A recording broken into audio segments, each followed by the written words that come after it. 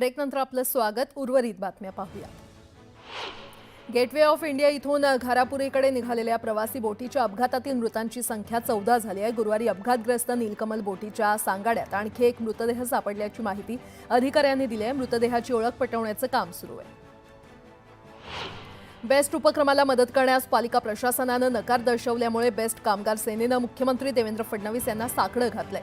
फडणवीस यांनी बेस्ट वाचवण्यासाठी पुढाकार घेऊन बेस्ट महाव्यवस्थापक, पालिका आयुक्त आणि कामगार संघटनेची संयुक्त बैठक बोलावावी अशी मागणी कामगार सेनेनं फडणवीसांना पत्र पाठवून केली आहे.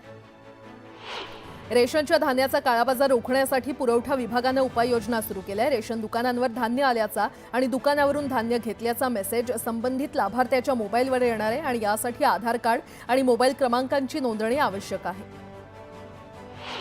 पुणे लोणावळा रेल्वे मार्गावरील 3ऱ्या आणि 4थ्या मार्गिकेसंदर्भात राज्य सरकारसोबत बैठक घेण्यात येईल. त्यातून मार्ग काढण्यात येईल आणि लवकरच प्रत्यक्षात काम सुरू करण्यासाठी प्रयत्न केले जातील असं आश्वासन केंद्रीय रेल्वे मंत्री अश्विनी वैष्णव यांनी दिले. महापालिकेनं लक्ष्मी रस्त्यावर पादचारी दिन हा उपक्रम राबवल्यानं एक दिवसासाठी रस्ते आणि पदपथांवरून मुक्तपणे संचार करता आला. मात्र आता पादचाऱ्यांना धमकावून त्यांच्याकडील मोबाईल, रोकड, दागिने चोरीच्या घटना वाढू लागलेल्या आहेत. गेल्या 11 महिन्यात 167 घटना घडल्या. ओला इलेक्ट्रिकनं 4000 नवीन स्टोअर्स आणि सर्व्हिस सेंटर उघडण्याचा निर्णय घेतलाय. कंपनीचे मुख्य कार्यकारी अधिकारी भाविश अग्रवाल यांनी याबाबत माहिती दिली आहे. ओलानं नुकत्याच 2 स्वस्त इलेक्ट्रिक स्कूटर लॉन्च केलेले आहेत, तर बजाज चेतकचे नवीन वर्जन 20 डिसेंबर रोजी लॉन्च होणार आहे. राज्यातील बाजार समितीमध्ये मक्याची आवक 47,604 क्विंटल झाली आहे. अमळनेर बाजार समितीमध्ये लाल जातीच्या मक्याची सर्वाधिक 7,000 क्विंटल आवक झाली आहे, तर त्याला किमान दर हा 1,976 रुपये प्रति क्विंटल इतका मिळाला आहे.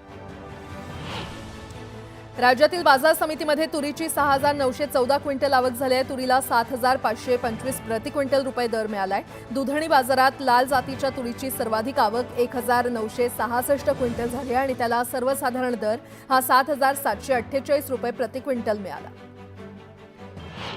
भारतीय हवाई दलानं अग्निवीर वायू 2025 भरतीची अधिसूचना जारी केली आहे. अर्ज प्रक्रिया 7 जानेवारी 2025 ते 27 जानेवारी 2025 पर्यंत होणार आहे. उमेदवार विज्ञान शाखेतील आणि 12वी मध्ये किमान 50% गुण मिळवणं गरजेचं आहे.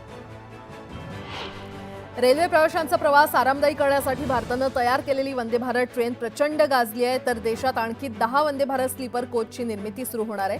200 वंदे भारत एक्सप्रेसचं टेंडर विविध टेक्नॉलॉजी पार्टनर्सना देण्यात आल्याचं रेल्वे मंत्री अश्विनी वैष्णव यांनी लोकसभेत सांगितलं. पुण्यामध्ये निवडणुकीच्या काळात प्रचारासाठी हेलिकॉप्टरचा सर्वाधिक वापर झाल्यानं आता प्रवाशांच्या मागणीनुसार आनंदाच्या सफरीसाठी हेलिकॉप्टर उड्डाणं घेणार आहेत. पुण्यातून पर्यटन आणि तीर्थटनासाठी हेलिकॉप्टरच्या मागणीमध्ये वाढ होते. मीरा भाईंदर महापालिकेच्या विविध मालमत्ता भाड्यानं देण्यासाठी नवं धोरण निश्चित करण्यात आलेलं आहे. आतापर्यंत या मालमत्ता नागरिक तसंच संस्थांना सवलतीच्या दरात दिल्या जात होत्या, मात्र आता ही सवलत रद्द करण्यात आली. शेतकऱ्यांना खतं, बी बियाणं आणि औषधांवरील जीएसटीतून आता दिलासा मिळणार आहे. केंद्र सरकारच्या जीएसटी परिषदेच्या माध्यमातून प्रयत्न करणार असल्याची माहिती उपमुख्यमंत्री अजित पवार यांनी विधान परिषदेत दिली. प्रस्तावित पुणे नाशिक रेल्वे मार्गाला रेल्वे मंत्रालयानं पुन्हा परवानगी नाकारली आहे. सर्व हॅशटॅग यामुळे Pune Nashik semi high speed railway मार्ग पूर्ण होण्यासाठी आणखी काही वर्ष वाट पाहावी लागणार आहे. त्या मार्गाचा नव्यानं डिटेल प्रोजेक्ट रिपोर्ट बनवला जाणार आहे. केंद्र सरकारनं कांदा निर्यातीवरील लावलेलं 20% शुल्क तातडीनं रद्द करण्याची मागणी उपमुख्यमंत्री अजित पवार यांनी केली आहे. नाशिकसह राज्यातील शेतकऱ्यांना त्यांचा लाल कांदा श्रीलंकेसह परदेशांमध्ये निर्यात करता आला पाहिजे असं अजित पवार यांनी पत्रात म्हटलंय. शेतकऱ्यांकडून पुढील 5 वर्ष आपण विजेचं बिल घेणार नाही असा शब्द देत राज्याचे मुख्यमंत्री देवेंद्र फडणवीस यांनी शेतकऱ्यांना आश्वस्त केलं. तसंच मागेल त्याला सौर पंप आम्ही देणार असून 3 महिन्यात जोडणी देऊ असंही फडणवीस म्हटलंय. संपूर्ण कोकण किनारपट्टीवर असलेल्या गडकिल्ल्यांचं ऑडिट झालं पाहिजे अशी मागणी कुडाळ मतदारसंघाचे नवनिर्वाचित आमदार निलेश राणे यांनी विधानसभेत केली. मुख्यमंत्र्यांनी याची दखल घेऊन याबाबत आवश्यक ती सुरक्षितता लक्षात घेऊन निर्णय घेण्यात येईल असं आश्वासन दिलं.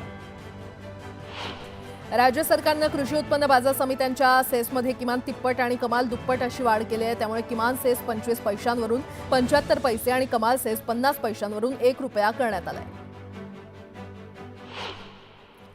आता एक मोठी बातमी, अरबी समुद्रातील बोट दुर्घटनेतील मृतांचा आकडा हा 14 वर गेलेला आहे. समुद्रात आणखी एकाचा मृतदेह मिळालाय, तर दुर्घटनेतील एक जण अद्याप बेपत्ता आहे. मुंबईकडून एलिफंटाकडे जाणारी एक प्रवासी बोट काल गेटवे ऑफ इंडिया जवळ बुडाली होती. या दुर्घटनेत काल 13 जणांचा मृत्यू झाला होता. त्यामध्ये 10 नागरिक आणि 3 नौदलाच्या कर्मचाऱ्यांचा समावेश होता.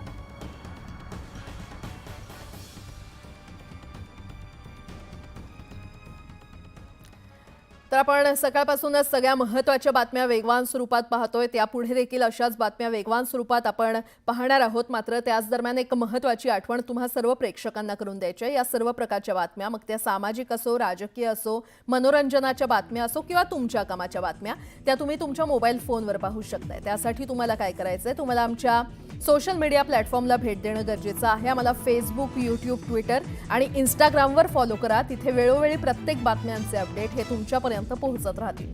आणि आता